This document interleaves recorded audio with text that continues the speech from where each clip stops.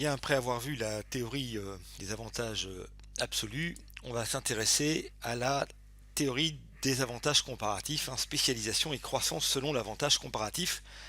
Et là, on va avoir accès à un autre auteur, on va garder les mêmes pays, David Ricardo en l'occurrence. Pour la Chine, on sait que si on prend sa frontière des possibilités de production, on l'a vu tout à l'heure, on peut l'écrire, cette frontière, en disant que V pour viande, je vous le rappelle, est égal à moins 1 demi, 1 demi, c'est le rapport 24 sur 48, ça va me faire 1 demi, moins parce que la pente est négative, moins 1 demi de L, le L pour légumes, plus 24. Et donc ça signifie que le prix d'un kilo de légumes, quand je veux 1 kilo de légumes en plus, je dois renoncer à 500 grammes de viande. Et donc on a vu le sens de l'interprétation de la pente.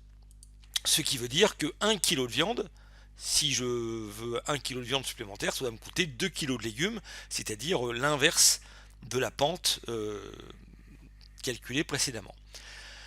Si on regarde le cas de la France, pour la France, là je vous conseille de faire un arrêt sur image et d'essayer d'écrire l'équation qu'on a écrite là. Vous faites arrêt sur image, faites pause, essayez de voir voilà, V est égal à combien.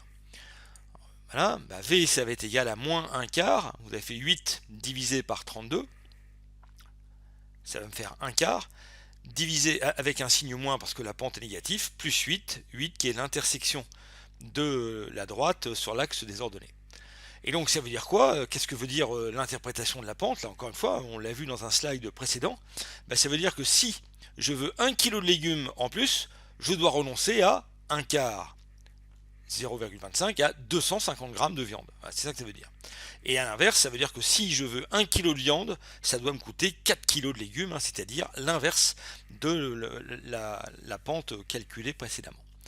Donc là, on voit que, certes, la France n'a d'avantage absolument rien, mais on constate quand même que 1 kg de légumes en France, regardez, ça coûte moins cher que quand on est en Chine. Donc de ce point de vue-là, on peut dire que la France, elle a un avantage comparatif dans le domaine de la viande, et à l'inverse, la Chine a un avantage comparatif dans le domaine de la viande. Donc, on peut dire que l'avantage comparatif pour la France pour le légume et l'avantage comparatif pour la Chine pour la viande. Autrement dit, l'avantage comparatif, il découle d'une comparaison non pas des coûts de production, comme le fait Adam Smith, les coûts de production qui découlent des gains de productivité, mais qui découlent des coûts d'opportunité. Je le répète pour que tout le monde comprenne. Là, on voit que la France, quand elle veut 1 kg de légumes supplémentaires, quand on veut 1 kg de légumes, on doit renoncer à 250 grammes de viande. C'est le coût d'opportunité. Alors qu'en Chine, quand on veut 1 kg de légumes supplémentaires, on doit renoncer à 500 grammes de viande. Donc on voit bien que le coût d'opportunité il est plus faible pour la France, donc un avantage comparatif pour la France. Et c'est le contraire pour la Chine, qui a un avantage comparatif. Bon, donc là maintenant on sait d'où vient l'avantage comparatif, c'est le coût du renoncement. Alors maintenant, on va voir en quoi ça, si les pays se spécialisent selon leur avantage comparatif et à quelles conditions, est-ce que cela peut provoquer de la croissance économique. Donc là, on va regarder nos deux pays. La Chine ici, on a dit qu'elle se spécialise dans la viande et la France, elle se spécialise dans le légume. Alors, le raisonnement, il est très simple. À quelles conditions la Chine va se spécialiser dans la viande? On a vu qu'elle avait un avantage comparatif. Là, la raison, c'est très simple. Il va falloir que ça lui coûte moins cher quand même. Donc en autarcie, on l'a dit tout à l'heure, 1 kg, 1 L, ça veut dire 1 kg de viande, c'est égal à 500 grammes de viande. Pardon, 1 kg de légumes, pardon, L, est égal à 500 grammes de viande. Donc la Chine, elle va renoncer à faire des légumes qu'à la condition que le kilo de légumes soit inférieur à 500 grammes de viande. C'est ça le signe inférieur, il faut que 1 kg de légumes, 1 L, soit inférieur à 500 grammes de viande. Sinon, ça vaut pas le coup. La France, elle va faire le même raisonnement. À quelles conditions la France va se spécialiser? Elle se spécialise dans le légume, donc elle va renoncer à avoir de la viande. Donc en autarcie, elle peut avoir 1 kg de viande, ça lui coûte 4 kg de légumes, c'est ce qu'on a vu précédemment. Donc il faut que pour la France, le kilo de viande soit moins cher, c'est ça le sens du signe inférieur, à 4 kilos de légumes. Sinon, l'échange n'aura pas lieu. Donc il faut que les deux pays ils aient un intérêt. Et s'il y a un des deux qui n'a pas cet intérêt, il ne va pas échanger. Donc il faut que les deux soient d'accord.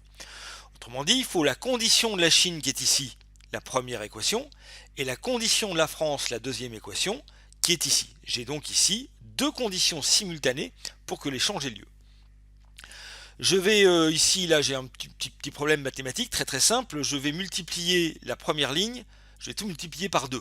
Donc si je multiplie la première ligne par 2, ça fait 2L qui va être inférieur ou égal à V. Si j'ai 0,5 par 2, ça va me faire 1.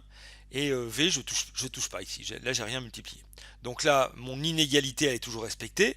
Et l'avantage, ça me permet de dire que le kilo de viande doit être compris entre 2 kg de légumes et 4 kg de légumes. Donc là, avec cette équation, cette inégalité, j'ai mes deux conditions simultanées qui sont résolues ici. Alors dans la vraie vie, c'est pas comme ça qu'on fait, mais dans la vraie vie, il y a une transaction. Les deux co-échangistes se mettent d'accord, ils discutent, ils palabrent si vous voulez, et puis ils arrivent à un accord. Mais là, je suis obligé de formaliser le raisonnement. Et imaginons que dans la négociation entre la Chine et la France, eh bien on arrive à ce prix selon lequel 1 kg de viande, c'est ça que signifie le V, c'est égal à 3 kg de légumes. Et donc là on est d'accord que V égale 3L, c'est bien compris entre 2L et 4L. Alors 3,5 ça aurait pu aller, 2,2 ça aurait pu aller, enfin bref, là il fallait prendre un chiffre qui est compris, où le kilo de viande soit compris entre 2 kg de légumes et 4 kg de légumes. N'importe quel prix aurait été valable pour les deux co-échangistes là-dedans. Voilà, on va imaginer que 1 kg de viande est égal à 3 kg de légumes. Alors qu'est-ce qui se passe? C'est là où ça devient intéressant. Si on regarde la Chine, donc là on a dit que la Chine elle avait un avantage comparatif dans la viande. On va imaginer qu'en autarcie, elle produisait 12 kg de viande et 24 kg de légumes. Premièrement, elle va augmenter sa production de viande. Ici, par exemple, 6 kg. Donc le fait de faire 6 kg de viande supplémentaire, elle renonce à produire des légumes. Donc là, ça nous met 12. Sur ces 6 kg supplémentaires, elle va garder 1 kg pour elle, pour la consommation en Chine, et elle va échanger les 5 kg contre les 15 kg de légumes. Donc là ici, les 5 kg qu'elle a ensuite, qu'elle va pouvoir exporter, elle va les exporter dans quel pays? La France, on l'a dit, ils se sont mis d'accord sur un échange, et on avait vu que en France, on avait un taux d'échange où le kilo de viande est égal à 3 kg de légumes. C'était la négociation à laquelle on est apparu. Donc si j'ai 5 kg de viande, je vais multiplier tout par 5, 5 kg de viande, ça va être égal à 15 kg de légumes que je vais acheter à la France. Et ces 15 kg de légumes qui sont une importation pour la Chine vont s'additionner à la production nationale de 12 kg. 12 et 15, ça me fait 27. Et là, maintenant la Chine se retrouve maintenant avec un point qui est à droite de sa frontière des possibilités de production. Le miracle de la croissance vient d'avoir lieu. Je n'ai pas introduit de prouesse technique, j'ai juste introduit l'idée selon laquelle, en se spécialisant là où son coût d'opportunité est le plus faible, ça provoque de la croissance.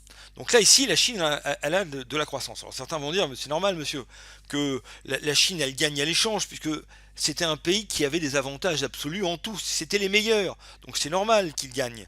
Qu'en est-il du plus faible? Justement, c'est là que ça devient intéressant.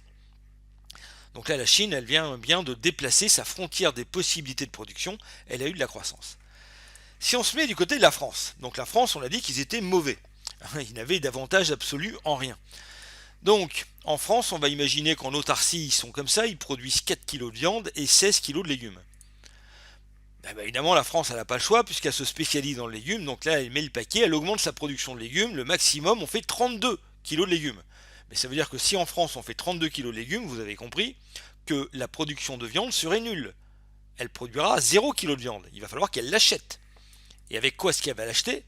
Eh bien, avec 15 kg de légumes à la Chine, il lui reste donc 17 kg. Sur les 32, elle en garde 15 pour ses exportations. Ces exportations, au prix qu'on avait convenu, elle les donne à la Chine. Et avec ça, on va pouvoir importer les 5 kg de viande dont on a maintenant besoin.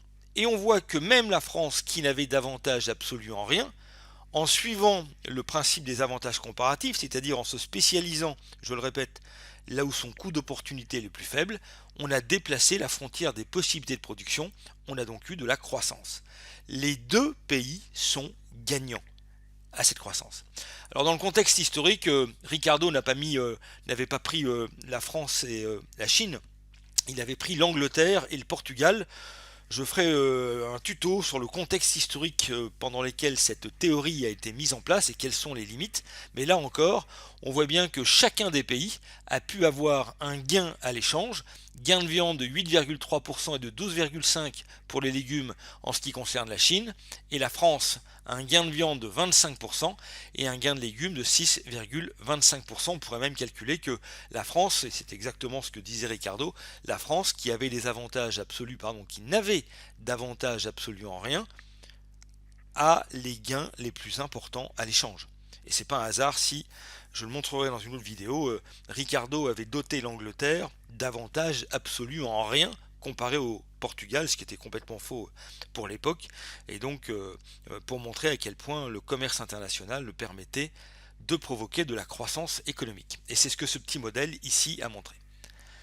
Voilà, je vous remercie de votre attention. Regardez par exemple le document numéro 3, page 50 de votre manuel, du manuel d'économie, et vous aurez les moyens probablement de mieux comprendre ce petit document. Voilà, je vous remercie de votre attention.